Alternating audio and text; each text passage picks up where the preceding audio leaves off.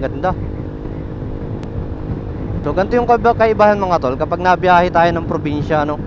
Napakasarap, walang traffic, malinis yung daan. Compare mo sa Maynila, di ba? Sa mga syudad, grabe. Kahit anong agap mong umalis, anong oras ka pa rin makakarating talaga dun sa pupuntahan mo. Dahil kadalasan ay naiipit ng traffic. Pero dito mga tol, grabe, ang linis ng daan. Hindi ko alam kung anong barangay na to Batabat ba yun? Batabat, barangay Batabat. Hindi ko alam kung Batbat o Batabat. Basta nakita ko lang doon sa signage niya, barangay Batabat. Lagi na rin ako dumadaan dito, kaso lang ay hindi ko pa talaga memorya yung mga barangay na yan. Basta diretso lang naman ako pag bumabiyahe papuntang Binavista. Dahil nandun nga yung anak ko na isa.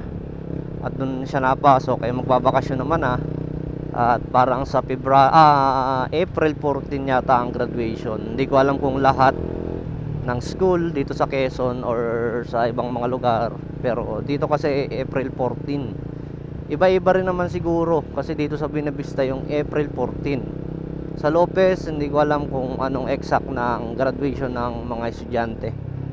So maraming mga gagraduates ngayon. So congrats sa mga magsisipagtapos. At panibagong yugto na naman ang kabanata ng kanilang pag-aaral, motovlog. Para naman kahit paano kung maging swertehin naman tayo, kung bigyan tayo ng chance para alam nyo na, para sa pamilya natin, malaking tulong to. Napakalaking tulong ng social media talaga.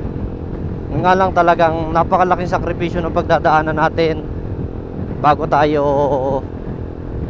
makarating sa pinakandulo ng social media, di ba? Kasi hindi naman lahat ng pangarap na gusto mong makamit matutupad agad-agad. Kailangan mo munang paghirapan. Kumbaga pag nag-vlog ka kasi, kung gusto mong maging social media influencer kapag nag-vlog ka, para ka ding compare natin sa halimbawa nag-apply ka ng trabaho. 'Di ba? Pag mag-a-apply tayo ng mga trabaho sa company, ang daming mga kailangan requirements na kumpletuhin para makapasok ka. Parang ganun din sa social media. Ang kaibahan lang talaga, kailangan mo lang sa social media talaga sipag at tiyaga at haba ng pasyensya. 'Di ba? Pinakamasaklap diyan is yung pag-edit. Dahil sa dami ng content creator ngayon, hindi mo na alam kung ano yung mga content na gagawin mo pa. Kasi halos lahat naman ng content ay nagawa na ng ibang mga motovlogger or ng mga ibang content creator. So mahirap na, hindi depende na lang talaga sa gagawin nating content, no? So ako masaya na rin naman ako dito sa aking ginagawa, kahit alam nating hindi pa tayo talagang monetize or member ng Facebook. Niniwala naman ako na bihira yung mga sumusuporta sa atin. Minsan panghihinaan ka na lang din talaga ng loob Paghihirapan mo nga naman ng ilang oras yung pag-e-edit ng video, tapos gagawa ka ng content, pag-iisipan mo mabuti, tapos basta may masakit sa mata, mag-edit, pagod. Yung pagtsatsaga lang talaga, yung tiyaga lang talaga yung kailangan natin. Tapos pag ina-upload mo na si video mo, yung ilang oras mong pinaghirapang i-edit, pag ina-upload mo na si video mo, ilan lang nanonood, di ba? So kumbaga may isip mo agad, ano kayang kulang sa akin?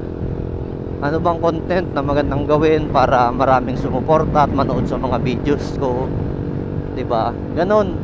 Pero ako hindi ko iniisip yung ganon mga tol, sa totoo lang. Ang iniisip ko na lang maging masaya ako dito sa ginagawa ko.